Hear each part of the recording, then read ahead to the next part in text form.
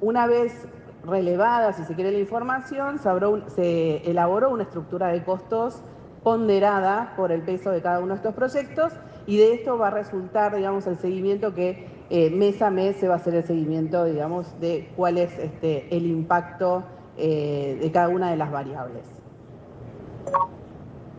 Dicho esto, como recién les decía, teníamos como 3 pasos, ¿no? Una son los datos duros que seguimos, que son datos públicos, que junto con estos datos armaron indicadores ad hoc para cada una de estas divisiones y subdivisiones para poder hacer el seguimiento. Se tomó una base enero 2016, para comparar un cambio de ciclo, con lo cual para poder tener, si se quiere, una dimensión en términos reales.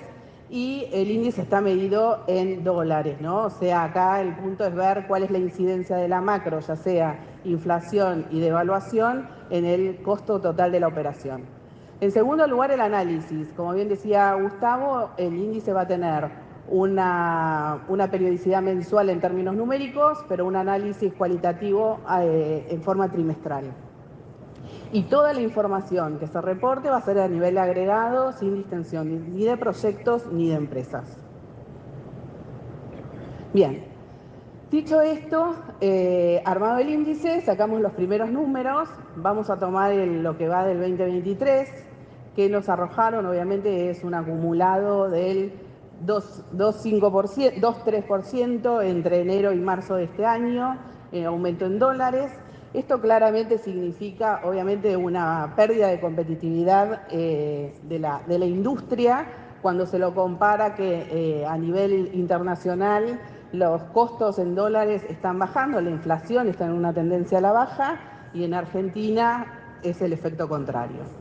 Entonces, si nosotros vemos digamos, los datos duros que tiene que ver con la brecha entre tipo de cambio e inflación, este 2,3 es la pérdida de competitividad acumulada de lo que va de enero hasta marzo de este año, donde marzo de este año fue un aumento del 0,7%.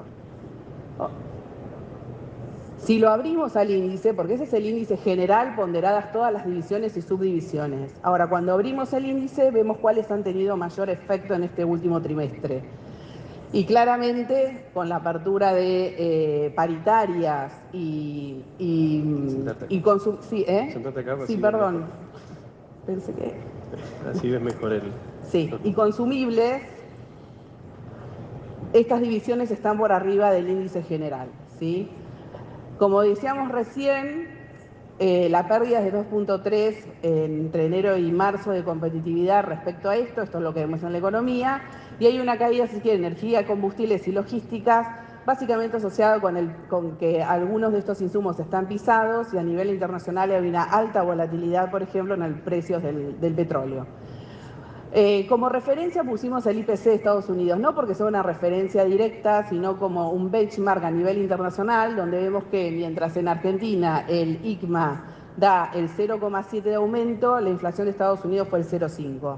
Y en términos trimestrales y acumulados, el ICMA da 2,3, mientras que la inflación de Estados Unidos es 1,8. Entonces, esto refuerza lo que estamos diciendo de un aumento de los precios en dólares a nivel local, mientras a nivel internacional y como referencia esta tendencia es a la baja.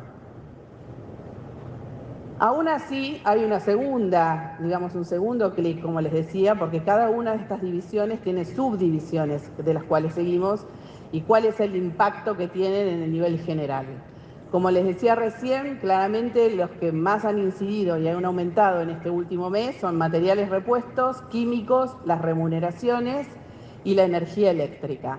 Y en el acumulado, claramente los materiales y los químicos. Esto también tiene que ver, después vamos a ver cuál es la incidencia en el total, pero esto también tiene que ver con un aumento en los precios de los fletes y en el precio de algunos consumibles.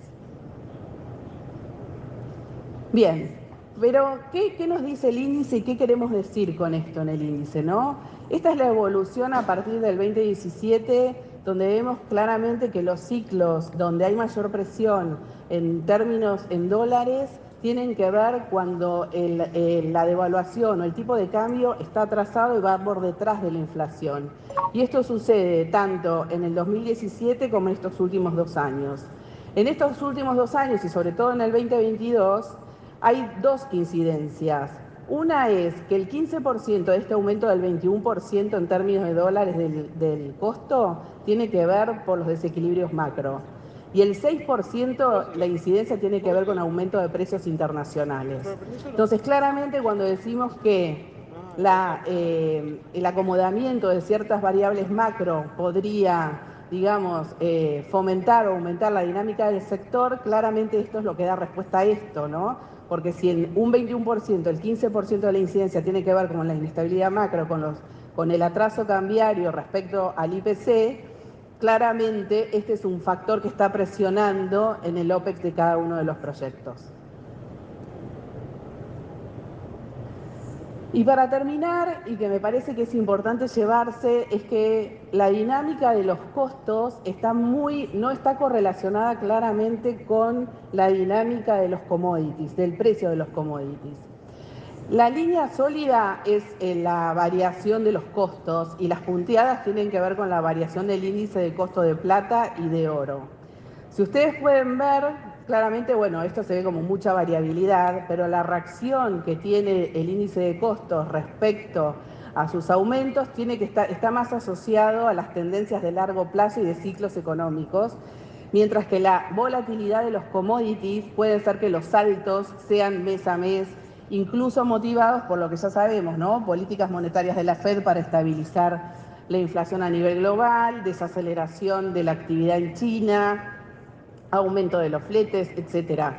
Con lo cual, no necesariamente cuando uno lee hay un aumento de los commodities, esto se traslada, digamos, es un impacto directo, sino que los costos vienen a otra dinámica de mucho más largo plazo y normalmente descalzados, ¿no? En ciclos donde la baja de commodities, del precio de los commodities, no necesariamente implicó una baja en el precio de los costos. Entonces esto significa mayor presión digamos, en términos de operación. Esto es básicamente lo que muestra el indicador. Creo que claramente muestra cuáles son las incidencias y cuáles son las posibles correcciones. Y bueno, más allá de que cada uno y cada proyecto obviamente conoce cuáles son sus datos, es importante tenerlo a nivel agregado como una herramienta del sector. Gracias por la exposición, Natacha. Gracias, Gustavo. Brevemente preguntarles cuál creen que va a ser la utilidad principal de este indicador en los próximos años. Para nosotros creemos que el indicador, a la medida que vaya consolidándose, que vaya saliendo mes a mes, que la industria vaya utilizándolo, va a transformarse en un índice que va a servir para entender la situación de la industria y para poder ver las tendencias de la industria y para también poder tener una estrategia de política pública más certera. Pues si no, hoy muchos acá habrán escuchado, todos creen que porque el proyecto es minero, por ende ganás plata. Y no siempre es así. ¿Estamos de acuerdo en eso? Entonces, lo que estamos queriendo decir acá es, sepamos las dificultades, los ciclos de los costos y su relación con el ciclo de los commodities. No siempre porque el ciclo es bueno significa que sea viable llevar adelante un proyecto. Entonces el índice va a dar mayor objetividad al momento de discutir eso y al momento de que la industria converse con los actores relevantes que toman decisiones. Y esto también marcaron recién que va a tener una frecuencia mensual, pero también un acumulado anual, supongo. Totalmente. Totalmente, con un análisis trimestral, digamos, de cada una de las subdivisiones que mostramos en la apertura. Sí, ahí la idea, disculpa un segundito, la idea fundamental es, como dijo Natacha, cada una de las variables posee un montón de subvariables explicativas para su movimiento.